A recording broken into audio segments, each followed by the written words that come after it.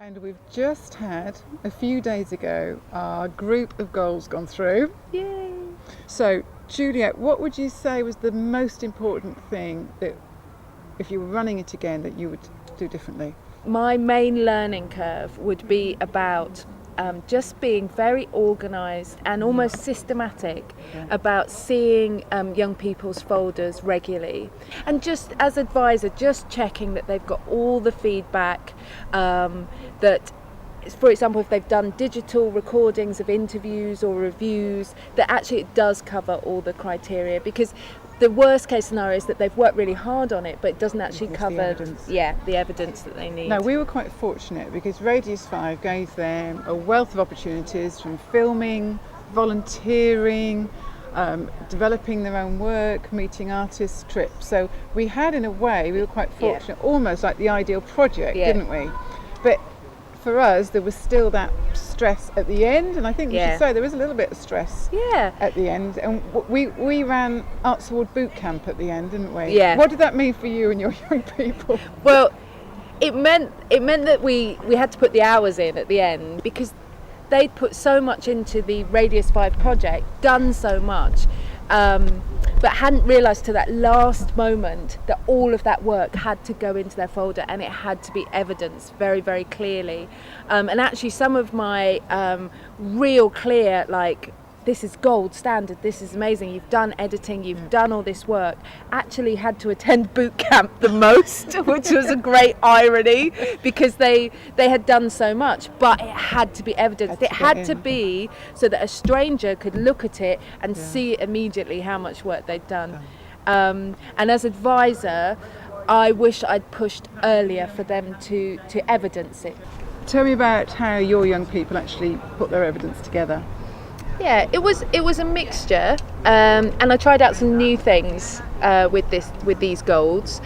So I had one young person who tried out my ebooks, and that's online and that's free, online. isn't it? If you just put my ebooks into the search engine, it'll come up. You have to register and get a portfolio. That's okay. That's quite straightforward. And I supervised someone else who tried out the Arts Award e-portfolio. Okay, because we were part of the pilot for that. Yeah.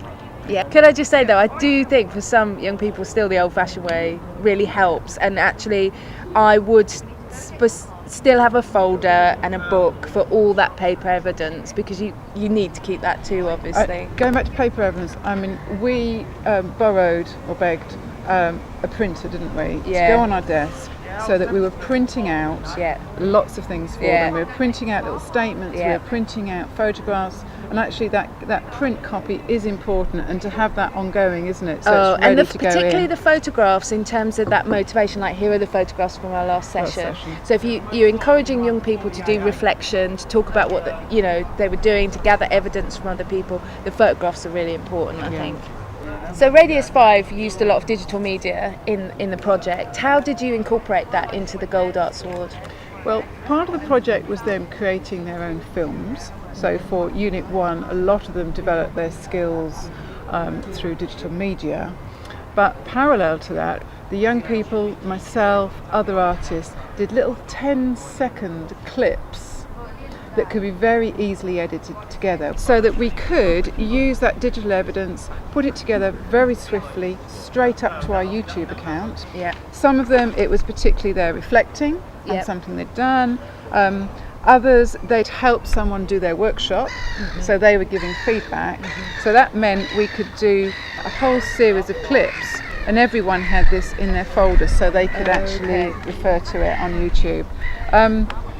I think that worked really well, and it worked well in moderation, because we could just show them all the different bits on YouTube on an account. So that was lovely to do, actually, really nice. Now, the last thing that we actually got them to think about was Unit 1, Part D, the debate, let's get political.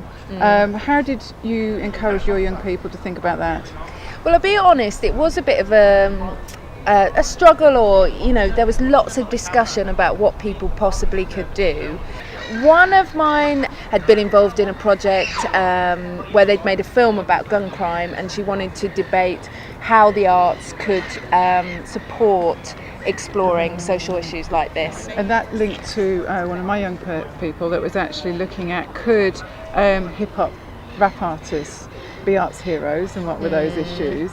Another person had done looking at the influence of media using film on mobile phones, on computers, and the distribution. So they were actually quite hard topics they were doing. So how did yours get feedback though, and promote that debate and get that shared?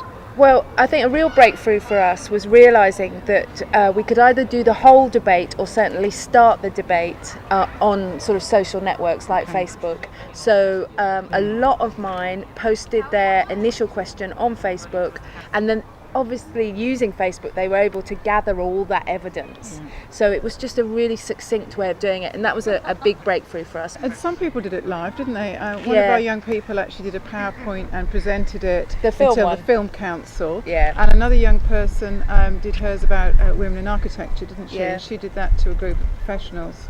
So social media, or you can do it live. Both work well, don't It they? depends on the young person, what suits them best. Yeah. Now, we're gold virgins, aren't we, Juliet? Well, we were. We Jeanette. were. We were. Because we'd been freshly trained. Yep. The project was starting.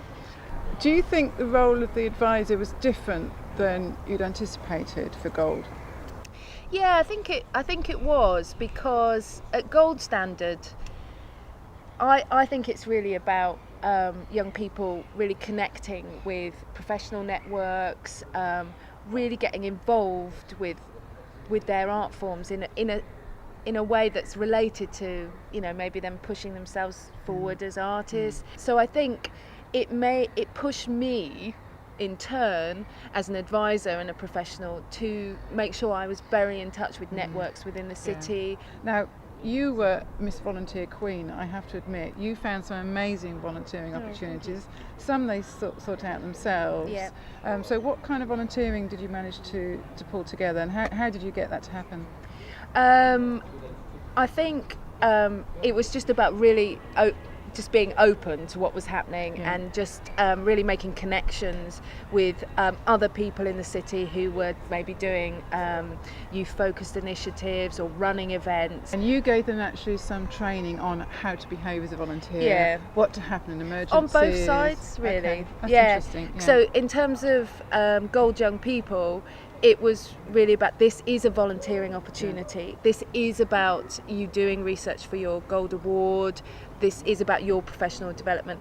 And on the other side, with organisations or artists who are doing events, saying, look, these young people, they really want to push themselves in this environment. How does this relate to their research into the arts? And we had to do follow-on questions when they got back, didn't we? In terms, okay, who did you speak to? How's that going to influence their work? What can they take from that? Have you written it on your blog? So how did being an advisor on Gold compare to, say, being an advisor on Bronze or Silver? Well, it's quite interesting, because on one side you're working with young people that have reached a certain maturity and that level of independence, but on the other side actually they're quite hungry, they're well motivated people, so you have to actually give a lot as well. And I think setting those models have been systematic, and encouraging that ability to plan and reflect. So it's that, what's out there, how do you actually map your journey?